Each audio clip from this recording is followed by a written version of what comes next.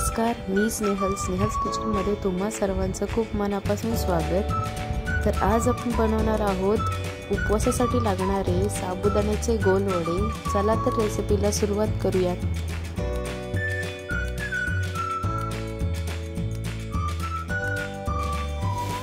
साबुदाणे वडे बनवण्यासाठी साहित्य बघून घेऊयात। 1 वाटी साबुदाणे भिजवून घेतलेले आहेत, अर्धी वाटी शेंगदाण्याचं कूट आहे, मीठ, जिरं, साखर, 1 उकडलेला बटाटा, बारीक चिरलेली हिरवी मिरची, बारीक चिरलेली कोथिंबीर। साबुदाण्यामध्ये उकडलेला बटाटा किसून घेऊयात। यातच शेंगदाण्याचा कूट घालूयात। यात बारीक चिरलेली हिरवी मिरचीचं प्रमाण तुम्ही तुमच्या आवडीनुसार कमी जास्त करू शकता। त्यातच कोथिंबीर, चवीनुसार मीठ, जिरं आणि थोडी साखर घालूयात। हे सगळं हातानेच मिक्स करून घ्यायचं। सगळं साहित्य अगदी मिक्स करून झालेलं आहे। आता याचे गोल वडे तयार करून घेऊयात।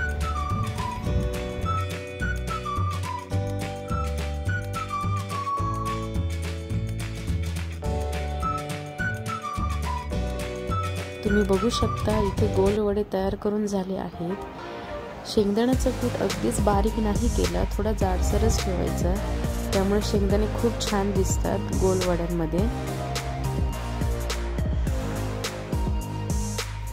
कढईत तेल गरम झालेलं आहे। आता एक एक करून वडे तळून घेऊयात। वडे मीडियम टू लो फ्लेमवर तळून घ्यायचे आहेत, दोन्ही साईडने कुरकुरीत आणि ब्राऊन होईपर्यंत।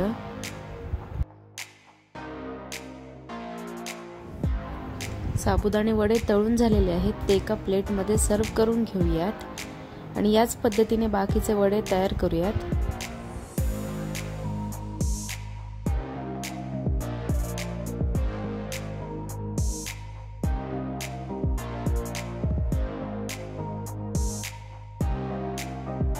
उपवासासाठी बनवता येणारी अगदी सोपी रेसिपी साबुदाण्याचे गोल वडे याच तयार करून बघितले। ही रेसिपी तुम्ही नक्की ट्राय करून बघा, कशी वाटली ती कमेंट बॉक्समध्ये कळवा। ही रेसिपी आवडली असेल तर लाईक, शेअर, सबस्क्राईब करायला विसरू नका। भेटूया पुढच्याच नवीन रेसिपीजमध्ये। तोपर्यंत धन्यवाद।